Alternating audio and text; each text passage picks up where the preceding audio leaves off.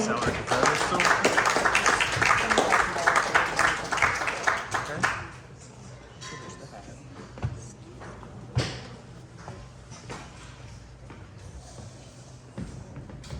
Caroline, you look amazing. Thank you.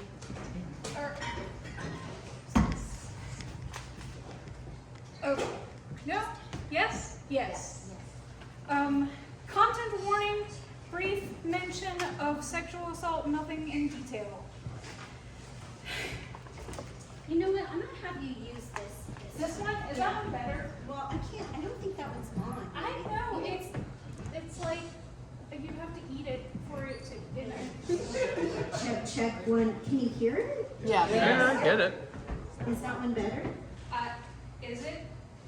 Yeah, so. The same. I'll try to project, okay. I'll try to project my best. All right, yes.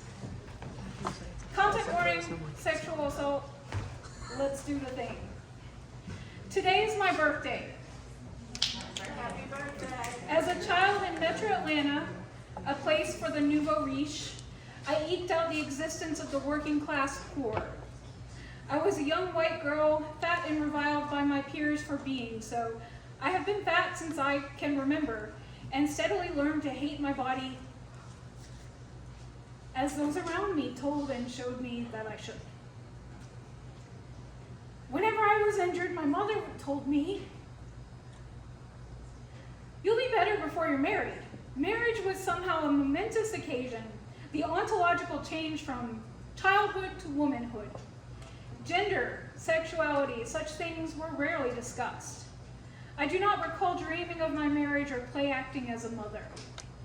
As I aged, I took on the expectations of my peers. In middle school, I adopted a boy band member, as my cohorts had done. I pretended an obsession with Lance Bass, who turned out was gay, and even wrote him a letter. I gave it to him in a room of several hundred shrieking girls, insulting Justin Timberlake in the process, which is a story for another time. In high school, I had no boyfriend. There was one youth for whom I held a sort of tundra, but there was not much to it. I recall being both attracted and repelled, and painfully told him about my passion in a multi-person phone call, where he summarily rejected me. Because of my lack of male counterpart, my mother frequently told me, "I would love you even if you were a lesbian," which I thought she meant more theoretically than she did. I left high school, rejecting the masculine world altogether. 20 years ago, I made my way to Wesleyan College to learn, but also to avoid men. The first time I had sex involved discreet fumblings in my dorm room at the age of 21. Everyone intimated that intercourse and its related actions would be something exquisite. I count this experience as one of the most disappointing of my life. It was not life-shattering. I did not come to some philosophical conclusion in having committed the act. I was the same person after, if a little more disillusioned. Over the years, my fellow Wesleyans have married. Some have had children. Some are in long-term relationships with a significant other. As I grow older, I watch their lives play out before me. Like a single audience member watches a stage groaning under the weight of many actors.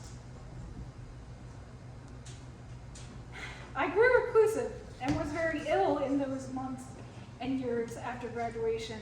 Online, I encountered a man from Australia, an Irish expat 10 years my senior, who pulled at what I thought were my heartstrings with the beauty of his voice and his eloquence. I recall how thoughts of death, another content warning, were so intertwined with thoughts of love. Eros and Thanatos had somehow walked hand in hand then, as they had done on other similar occasions. He was the first man to ghost me, well before ghosting was a popular way of ending a dynamic. For a while, I thought that perhaps I was oriented toward the BDSM community, and I attended dinners and evenings at the local club, now no more, a victim of COVID. I spent large parts of my paychecks getting to and from the club, to observe people, to sit in corners, to feel and be awkward. I hoped for some sort of expression of understanding with someone. Something that would be perhaps metaphysical in nature, but I encountered the most unhappy people I'd ever met. They were constantly in search of other, better, more partners. There was no contentment. My foray into the scene ended in a sexual assault. I did not understand until a few years ago, well into my 30s, that I am most likely asexual. Not only asexual, but I have masked my asexuality my whole life. I thought that in rejecting the ring, I was a sort of aberration, but this was because of my shyness, because of my physical ugliness. There are lonely times, yes, times I wish to feel communion with another, but there are many times I wish to be more like my friends, who seem content in their stable relationships, posing effortlessly with their partners on social media. But I cannot be other than myself. Masking my asexuality has proven painful. It is time that I lifted the veil and take comfort in my own nature.